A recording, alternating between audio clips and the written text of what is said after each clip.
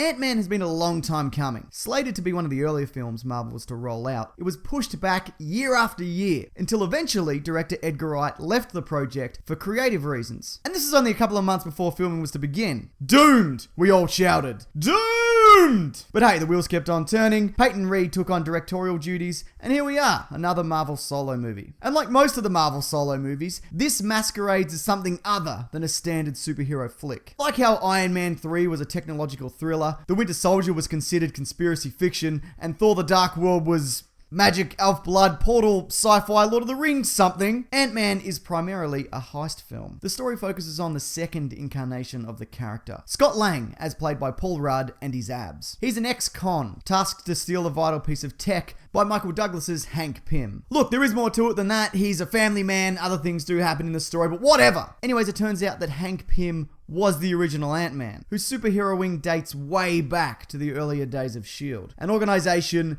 that he has no love for. Maybe because he saw the show, am I right? I'm just joking, it's fine. I'm sorry I keep making fun of it.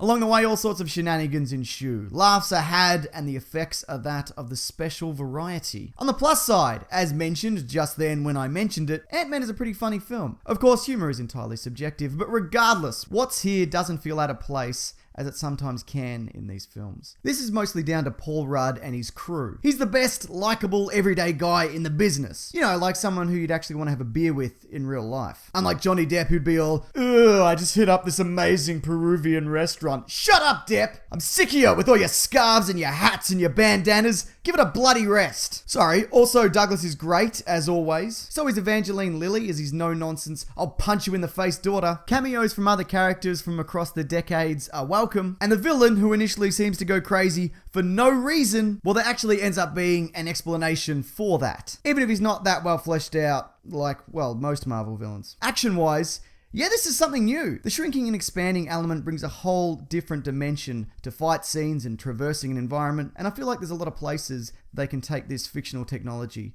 in the future. On the flip side of that, my biggest complaint I can say of this film is that it's good, but it's not great. Don't get me wrong, all the elements are there, but at the end of the day, it all adds up to a kinda, yeah, you know, it's a pretty fun time. Some people have said this is the best Marvel solo movie since Iron Man, perhaps even better. But when you got the likes of that and The Winter Soldier, I have to say, yeah, that's probably not true. Also, and I think this was inevitable, I think we'll always wonder what Edgar Wright would have done with this project. Now, I understand that he wasn't the right fit for what Marvel were aiming for, but his movies are generally next level stuff, and Ant-Man, it's just not quite there. But look, overall, I wasn't disappointed by this. It's a good time if you like Marvel movies, or heist movies, or shrinking and growing movies, or whatever. Also, it ties in well to the overall universe with the obligatory yet appreciated nods to a stack of other characters and events that have gone on. And at the same time, it won't leave anyone lost along the way if you're not up to speed with everything in the MCU. So yeah, this from me gets a best movie ever. Good job, Ant-Man. You did a pretty good job at being the movie that you are. Thanks everyone. Now if you liked this, maybe you'll like this video, 6 things you maybe missed from the latest Batman v Superman trailer, and this video on secret Marvel characters